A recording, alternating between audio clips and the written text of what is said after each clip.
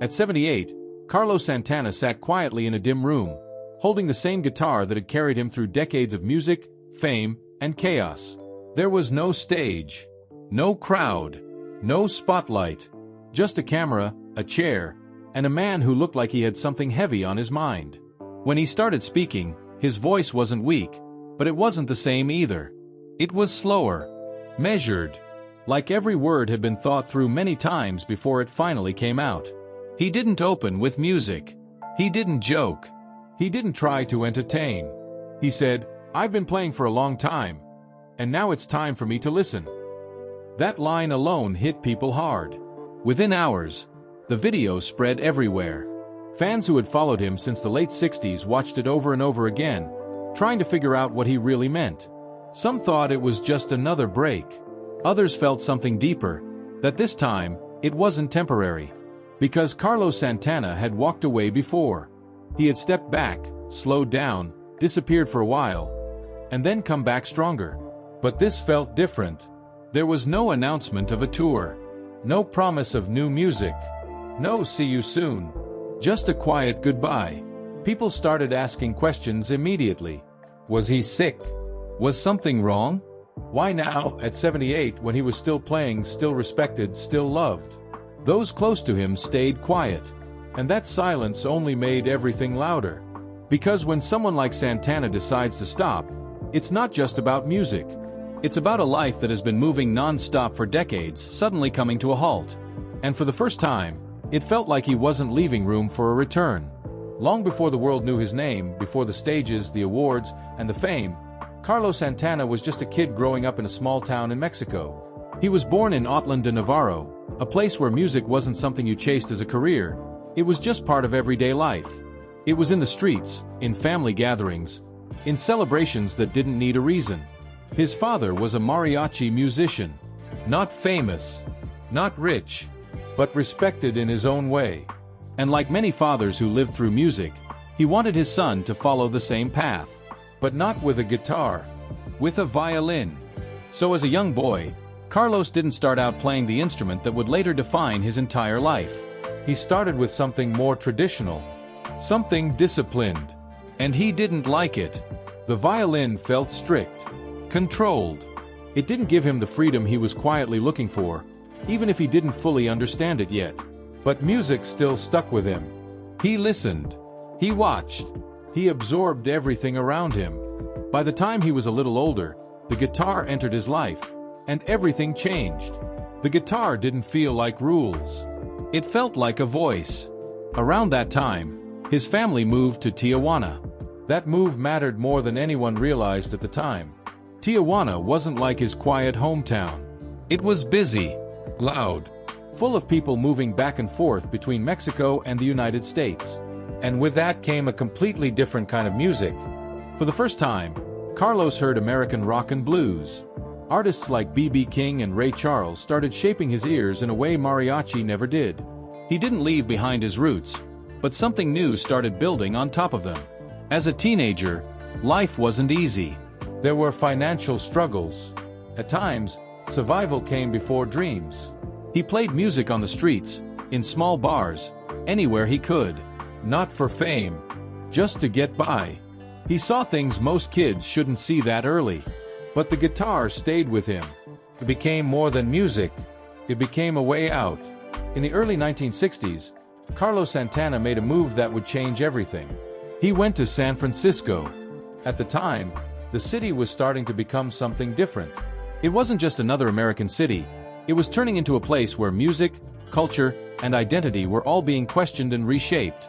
For a young man coming from Mexico, it wasn't easy. He didn't fully fit in. He wasn't American enough for some people, not traditional enough for others. He was in between, and that feeling stayed with him for a long time. But musically, San Francisco opened doors that Tijuana never could. He started going to clubs, watching bands, listening closely. That's where he really connected with blues and rock on a deeper level. Artists like John Lee Hooker and Mike Bloomfield showed him what the guitar could really do. It wasn't just about playing notes. It was about feeling something, and making other people feel it too. Carlos didn't just copy what he heard. He mixed it with everything he already knew: Latin rhythms, street music, the sounds of his childhood. At first, it didn't make sense to everyone. But slowly, something started to click. He began playing small gigs around the city. Nothing big. No headlines. Just local performances where people started noticing there was something different about him. His style didn't sound like anyone else. It wasn't fully rock. It wasn't fully Latin. It was something new. And even though he didn't know it yet, that sound was going to change his life, and the music world, forever. By the mid-1960s, Carlos Santana wasn't just another guy playing in clubs anymore. People in San Francisco had started to notice him. Not because he was loud or flashy, but because he sounded different. Different in a way they couldn't quite explain. At first, he played with different groups, filling in where he could, learning how bands worked, how crowds reacted, how music felt when it came from more than just one person. But something was missing. He didn't want to just be part of someone else's sound. He wanted to build his own. So he started putting together a band. Slowly, carefully. Not just picking good musicians, but people who understood rhythm the way he did. This wasn't going to be a typical rock band. He brought in players who could handle Latin percussion, congas, drums that didn't follow the usual patterns people were used to hearing in American rock music. It wasn't always easy. Some musicians didn't get it. Some left. Some thought the mix of Latin and rock wouldn't work. But Carlos kept going. Eventually, the lineup started to settle. The group began playing small venues across San Francisco, places where the crowd didn't expect much, but left talking about what they had just heard. The music felt alive. It wasn't clean. It wasn't polished. But it had energy. It had movement. And it had something else. Something emotional that came straight from Carlos' guitar. Long, sustained notes that didn't rush. They sat there, almost like they were speaking. The band didn't even have a clear identity yet. But the name, Santana, started sticking. And with every show, that name started meaning something more. In 1969, everything shifted in a way no one in the band could have predicted. They were invited to perform at Woodstock Festival. At that point, Santana wasn't a household name. They didn't have a big hit. They weren't headliners. They were just another band on a long list. But what happened on that stage changed everything. Carlos later admitted he wasn't even fully in control of the moment. The pressure, the atmosphere, the scale of the crowd, it was overwhelming. And still, when the music started, something took over. The performance of Soul Sacrifice became the moment people couldn't stop talking about. The drums were intense. The rhythm kept building. And Carlos' guitar cut through everything. Not aggressively, but with a kind of focus that pulled people in. There's footage of that performance where you can see it on his face. He wasn't performing for attention. He was locked into something deeper. By the time they walked off that stage, things were already changing. People who had never heard of Santana were suddenly asking, "Who was that?" Record labels started paying attention. Radio stations started playing their music. And almost overnight, the band went from struggling in small clubs to being pushed into the spotlight. Their first album came out soon after. And it worked. It sold. It spread. It reached people far beyond San Francisco. But fame came fast. And with it came pressure. More shows. Bigger crowds. Expectations that didn't exist before. And Carlos, who had spent years trying to find his sound, now had to figure out how to hold onto it while the world was pulling him in every direction. Success didn't slow anything down. It sped everything up. After Woodstock, Santana was everywhere. Tours, interviews, recording sessions. One after another, non-stop. For a while, it felt like momentum. But behind the scenes, things weren't as smooth as they looked. Band members started clashing. Creative differences grew. The pressure of fame started affecting relationships. What once felt natural started feeling forced. Carlos himself began to feel something shift inside him. The music was still there. The success was still there. But something didn't feel complete. He started looking for answers outside of music. That's when he became deeply involved with Sri Chinmoy. This wasn't a casual interest. It changed the way he saw everything. Life, success, purpose. He even took on a new name for a period of time. stepping further into that spiritual world. Some fans didn't understand it. Some people in the music industry thought he was losing focus. But for Carlos, it wasn't about image. He was trying to find balance. Because fame had given him everything he thought he wanted, and at the same time, it left him feeling like something was still missing. The music began to reflect that change. It became more experimental, more spiritual, less focused on what people expected from him. That choice came with consequences. Not all albums performed the same. Not all fans stayed. But Carlos didn't chase trends. He followed what felt real to him. Even if it meant stepping away from the spotlight he had fought so hard to reach. By the late 1970s and into the 1980s, Carlos Santana was no longer the new sound everyone was talking about. Music had changed. Rock was evolving. New styles were coming in. Audiences were shifting. And the kind of sound that made Santana stand out years earlier didn't always fit what radio stations were pushing anymore. For the first time in a long time, things started to slow down. Albums were still coming out, but they didn't hit the same way. Tours still happened, but they didn't feel as explosive. There were nights where the crowds were smaller than expected. Moments where the excitement just wasn't there like it used to be. And for someone who had once gone from unknown to global fame almost overnight, that shift was hard to ignore. But Carlos didn't panic. He didn't try to copy what other artists were doing just to stay relevant. Instead, he kept playing, kept experimenting, kept searching. Behind the scenes, though, things weren't always stable. There were business struggles, financial pressure at times, the kind of challenges that don't make headlines but slowly build over the years. He had already been through band changes, creative conflicts, and the weight of expectations. Now he had to face something different, being part of a world that had moved on faster than expected. Still, he didn't stop. He played smaller venues, stayed connected to his guitar, focused on the music itself, not the spotlight. There were moments where people wondered if his best years were behind him. But Carlos didn't see it that way. He wasn't chasing his past. He was waiting for the right moment, the right sound, the right connection. And when it came, it didn't look like anything he had done before. In 1999, everything changed again. At an age when many artists start slowing down, Carlos Santana did something no one saw coming. He released an album called Supernatural. At first, it didn't seem like a major shift. But what made this project different was who he worked with. Instead of staying in his own lane, Carlos reached out to a new generation of artists, people who grew up listening to completely different kinds of music. One of those collaborations was with Rob Thomas on the song Smooth. That track changed everything. It wasn't just a hit, it was everywhere. Radio, TV, clubs, cars. It reached people who had never listened to Santana before. And suddenly, his name was back at the center of the music world. But this wasn't a repeat of the past. It was bigger in a different way.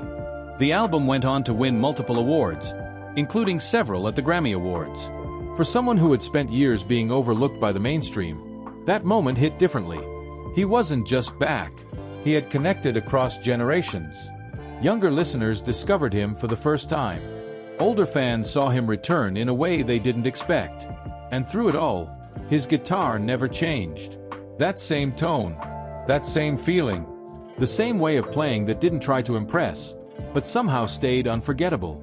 After Supernatural, his career had a second life. Tours got bigger again. Crowds grew. The respect was always there, but now the attention came back too. And this time, Carlos seemed calmer about it, less caught up in the noise, more focused on the moment. Because by then, he had already seen what fame could do, and what it couldn't give. And maybe that's why, years later, when the time came to say goodbye, he didn't hesitate the way people expected him to. By the time Carlos Santana reached his 70s, the energy was still there, but his body wasn't always keeping up the same way. For decades, he had lived on the road. Airports, hotels, long nights, loud stages, constant movement. That kind of life doesn't slow down on its own. It catches up with you. First, it was small things. Fatigue that didn't go away after a night's rest. Longer recovery time after shows. Moments where he needed to sit instead of stand during rehearsals. Nothing dramatic. Nothing that made headlines. But enough for him to notice. Then came the health scares. There were times when shows had to be cancelled at the last minute. Fans would show up expecting to see him play, only to hear that something had gone wrong behind the scenes. In one moment that spread quickly across the internet, Carlos collapsed during a performance due to heat exhaustion and dehydration. The footage worried fans around the world. For someone who had always seemed steady, almost untouchable on stage, that moment felt different. It made things real. After that, more attention went toward his health. Doctors became part of the routine. Checkups weren't optional anymore.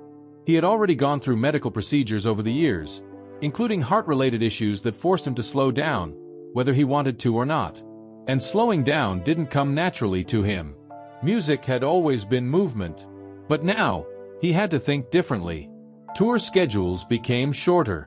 Breaks became longer. Some performances were adjusted to fit what his body could handle.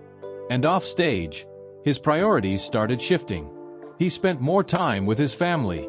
More time away from the noise. The things that once felt secondary, quiet moments, rest, being present, started to matter more. Still, he didn't stop completely. He kept playing. Because for Carlos, the guitar wasn't just a career. It was part of who he was. But there was a difference now. Every performance started to feel like it carried more weight. Not in a dramatic way, but in a quiet, personal way. Like he knew time wasn't endless anymore. Like each show could be one of the last, even if he didn't say it out loud.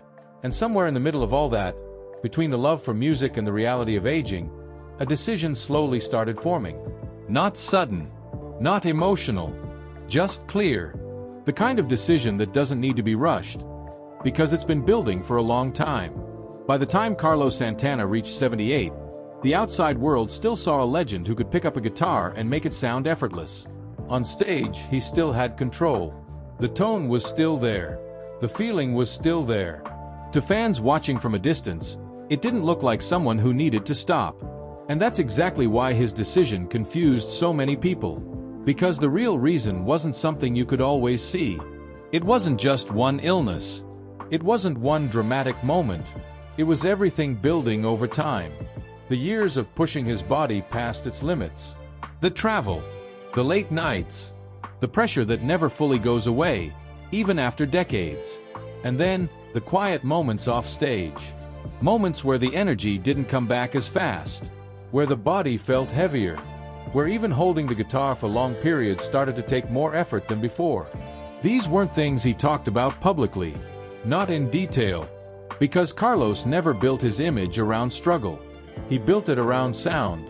Around feeling. Around connection.